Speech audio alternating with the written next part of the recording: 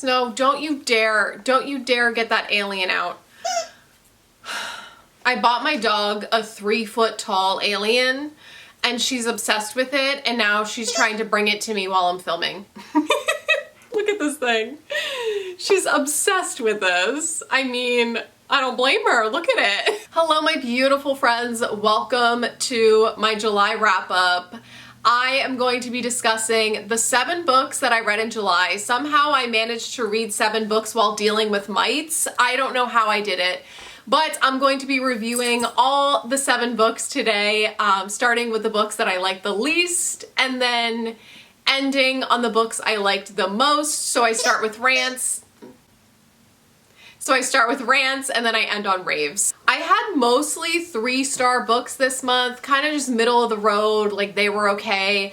I didn't have any 5-star books. Like there was not one book that I felt like obsessed with this month, but I didn't have any, well, I had one that I absolutely hated, and the others were like good, like I'd recommend them. So it was kind of like a meh month, but it was also a win in a way because I didn't absolutely hate anything other than one book. I will say my mental health was so bad in July because if you saw my apartment story time video, you know why, with all the bugs.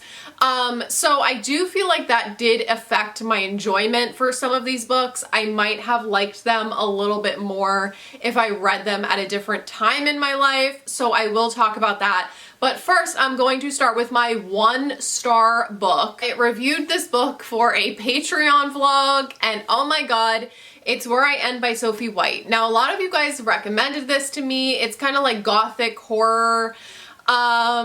This was mentioned to me over and over and over, and I sadly, like, I was excited to read this book because I thought that I would like it. I ended up hating it. I hated everything about this book. So we're basically just following this woman who lives on an island with her grandmother, and her mom is like bedbound, can't talk. There's, you know, she has some physical disabilities, and so she's her mother's caretaker, but she calls her mom like it and the bed thing, and basically treats her mom like she's not human. And we find out like she has some mommy issues, okay? And that's what we're figuring out throughout the book. It's gothic horror. It's slow as shit. It's the first half of the book is just like descriptions of this island that they live on and descriptions of her changing her mom's diapers. I'm not even kidding. That's pretty much this book up until the ending. I am so sick and tired of these like unhinged woman, mommy daddy issue books. Like I don't care. And I'm not someone who gets like offended by things, but I almost felt like this book was a little ableist. The way that she treated her mom, it was just like, girl, what the fuck? I do not feel sympathy for you when this is the way that you talk about your mom and how you treat your mom. Like, and then she becomes obsessed with this other woman who lives on the island. Oh, shut up. I'm so sick and tired of this stupid fucking unhinged women obsessed with everyone. Listen, I am an unhinged woman that's obsessed with someone. I don't need to read about it. Okay. Moving into 3-star books. I read Lolita by Vladimir Nabokov. Is that how you pronounce his last name? This was my Patreon book club book. We had a discussion about it. It was a very interesting discussion. I feel like I'm not someone like equipped to even talk about this book or discuss it because there's so much lore in this book, okay, that I did not even realize at the time that I was reading it. I think the writing was fantastic.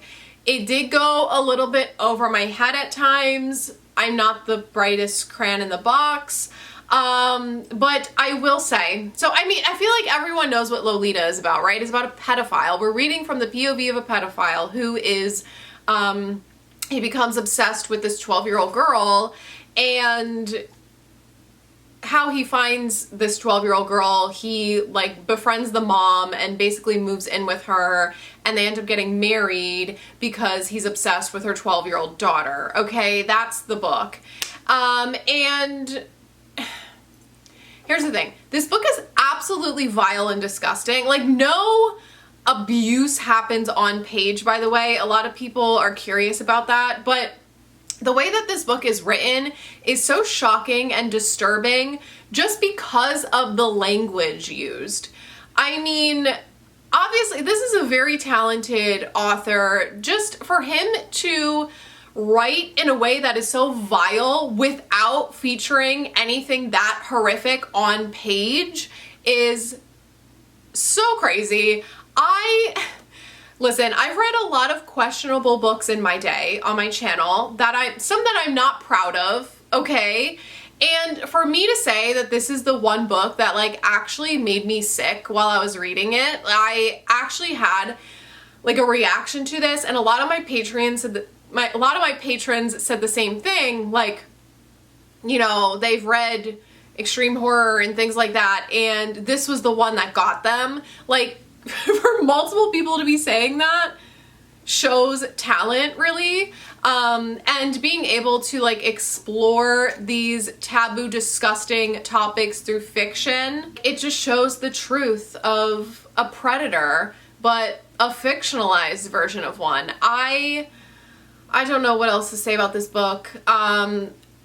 Like I said, I feel like I'm not really one who should be discussing it because there was so much talk about like Greek mythology and Freud and different things in this book that I didn't even pick up on, and the French language used, things that I didn't pick up on while reading that my patrons picked up on. So I love having our book club discussions, but I will say this book did really drag the second half. I was put to sleep multiple times, hence my 3-star rating. So I'm not obsessed with this book. I appreciate the writing, but not for me. Call Me By Your Name. I thought that I was going to be obsessed with this book. I mean, I tabbed a lot, don't get me wrong, but this is about a doomed love affair between our main character, who was 17, and a 24-year-old man who moved into his parents' home for the summer,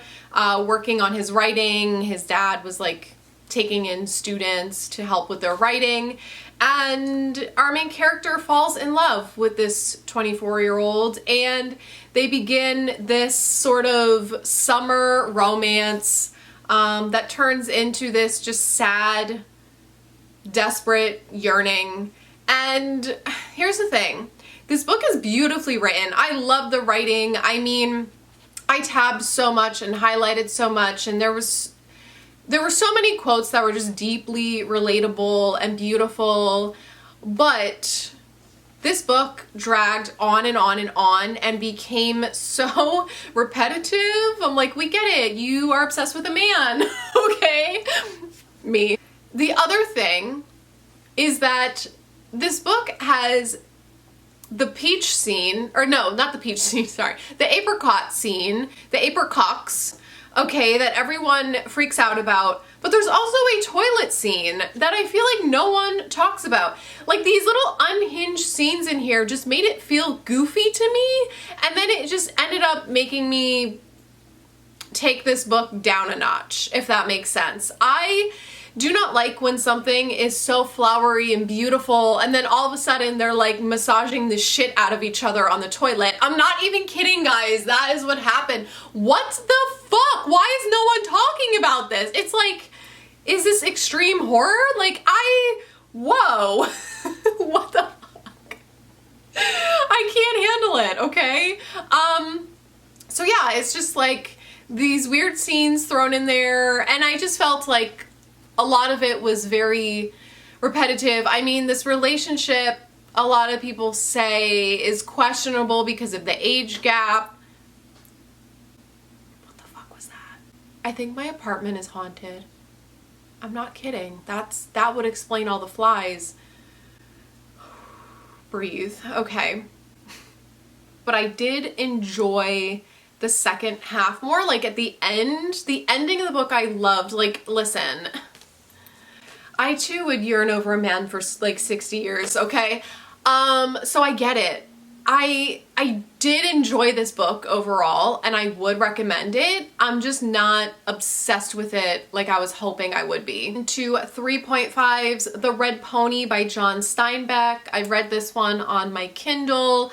So this one is kind of broken up into 4 short stories that are interconnected. I think there were 4 stories. Wow, my mind. So we are following this young boy who is growing up on this farm, and he becomes like obsessed with this pony and taking care of this pony, and some tragic things happen. You can only imagine. So we're just following this young boy and his family, basically. And this book features, at the surface level, this book is about...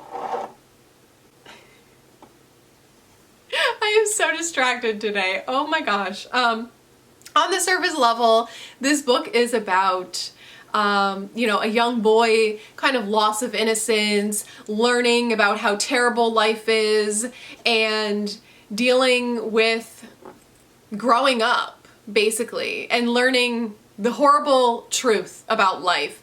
But when you dig deeper, this book actually has so...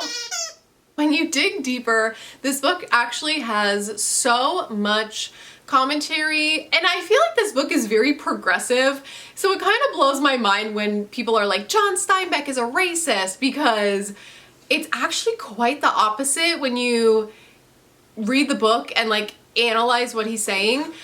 This book has commentary on racism, on immigration, even on things like women's rights, abortion rights, things like that. This book was written like, what, 90 years ago? I don't know. And I just feel like it is so ahead of its time when you read and pick these stories apart. So it was packed with commentary and meaning. I'm just not obsessed with like reading about farm life, and some of these stories genuinely terrified me, like in a bad way. Like I was a little bit traumatized by a few of these. If you know, you know. Yeah, look out for like trigger warnings involving this book, but yeah, I just feel like this book was definitely ahead of its time. So I enjoyed some of the things that it was trying to say, just wasn't obsessed with like the actual story itself. My next 3.5 was Madonna in a Fur Coat. This book here is just another unrequited love, doomed love affair about this man. So there's a man who works with a man, and this man that he works with is kind of quiet, takes a lot of shit from people, and he's like curious to learn this man's story. And here he's, you know, sick and on his deathbed, and he kind of becomes like his only friend. So the man gives him his journal to read. So that is basically this book. We are reading this man's journal from this doomed love affair that he had with a woman who was a famous painter, and he became obsessed with her painting called Madonna in a Fur Coat, and ended up meeting her after she saw him like looking at her painting every day at this art gallery. And the thing that, okay, I loved this book for the quotes and the dialogue. Like I tabbed a bunch. It was beautifully written, just like your typical sort of 1920s love story, right? Very, very similar to White Nights by Fyodor Dostoevsky.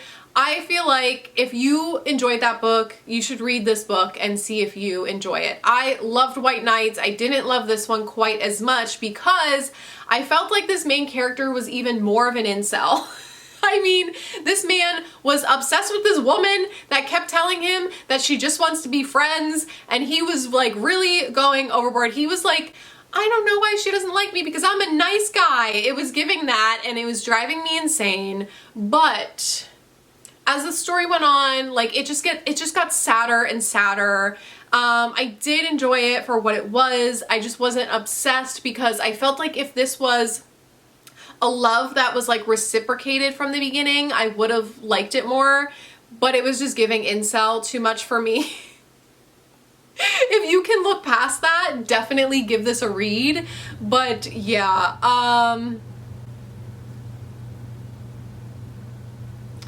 this main character was just insufferable. My next 3.5, this is probably 4 stars, actually. This is The Setting Sun by Osamu Dazai.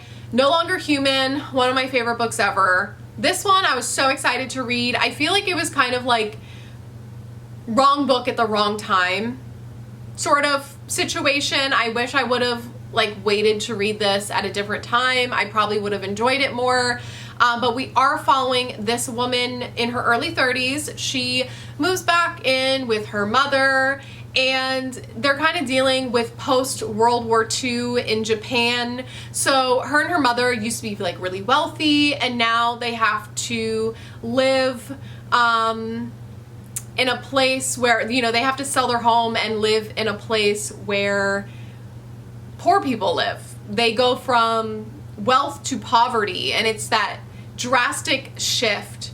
And we're following them kind of dealing with grief. Our main character's dad died, and also her brother disappeared in the war. They haven't heard from the brother, so they don't know if he's even alive or what's going on. So it's just this overwhelming amount of grief and sadness in this book. But not only that, the main character's mother is terminally ill, so she becomes her caretaker, and so she's just dealing with a lot of shit and dealing with a divorce on top of it all. This book touches on things such as grief, PTSD, suicide, depression, terminal illness, poverty, literally everything you can imagine.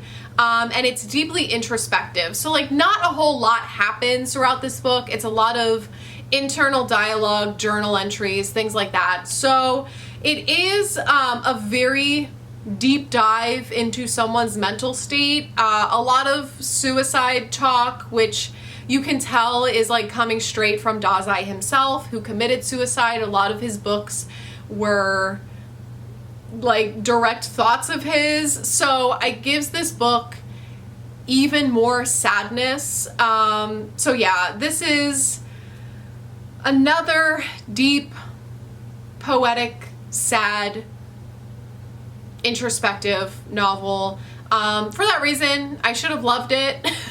So I feel like I need to reread this one in the future, but I definitely recommend it. Last but not least, I read The Daddy of Absurdism.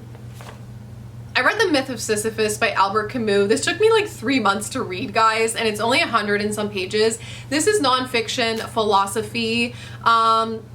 This is Albert Camus' essay on why people commit suicide. He's trying to solve why people commit suicide. And basically this book is heavy, not in terms of subject matter, but also in terms of writing. Like, it is so dense. Every sentence you have to sit with. And that's why it took me so long to read, because it's like you read a sentence and it's just packed with stuff. And you have to kind of sit and think, what is he trying to say? This book did go over my head a lot. Like I said, I'm not the brightest crayon in the box, so I feel like I'm not someone who can thoroughly review this, because a lot of it I ended up not understanding or grasping what he was saying, but I do grasp the overall concept and meaning of what he was trying to say, which I guess is all that matters. But if you don't know about absurdism, it's basically the belief that nothing matters, everything happens for no reason, life is just absurd. Things happen for no meaning, and we have to just accept it and learn to live with it and the day-to-day routine and boredom of life, and we just have to accept it and learn to be happy through it all. And his conclusion is that people commit suicide because they are constantly searching for meaning and purpose and hope. And when you don't get those things, when it's just constant bullshit and things happening for no reason, and you're trying to search for a meaning, it just feels very depressing and hopeless. And so his conclusion is what I just said. We have to learn to be happy and be comfortable throughout these uncomfortable situations that pop up. It's easier said than done, but when you look at the bigger picture, it's just like, okay, life has no meaning. So like, I'm not going to continue searching for a meaning. I just have to accept it for what it is and get through it. And it is comforting in a way. Like, I'm a little bit of an absurdist myself. I'm a very nihilistic person, and I feel like it is comforting in a way to embody the void and just feel nothingness. Listen, people will say that you're a hater when you feel nothing, and it's why I struggle finding things that I love, because I genuinely feel nothing. I'm really just letting myself out here right now. I genuinely feel nothing a lot. So for me to like love something, I love things that embody the void, because so do I, and I love things that just have that cold, detached tone to them, because that's what I feel a majority of the time. I don't know what that says about me as a person, but yeah, I feel like it's so easy to be like, I love this, I love that. Oh, life is so wonderful and hopeful when you have like a cheery disposition, but when you don't have that, you become depressed very quickly. So I feel like you have to embody the void in a way. So yeah, one must imagine Sisyphus happy. That is the point that he was trying to make. Sisyphus was basically punished by the gods. He had to roll a boulder up a hill over and over and over again for his life without stopping, and he would get to the top and the boulder would roll back down, and then you have to roll it up. So his life was just doing these everyday boring tasks that weighed heavy on him. And when you think about it, it's just life is just giving you shit over and over and over, and you're doing the same boring routine over and over and going to work and struggling and suffering. But you can imagine Sisyphus happy and just roll with it, deal with it, okay? The only certainty to life is death. Should I kill myself over this, or should I have a cup of coffee? That is the point of this book. I gave that book 4 stars, by the way. So yes, that is it. Those were the books that I read in the month of July. Let me know what your favorite book you read in July was in the comments down below, and I will see you in my next video. Bye.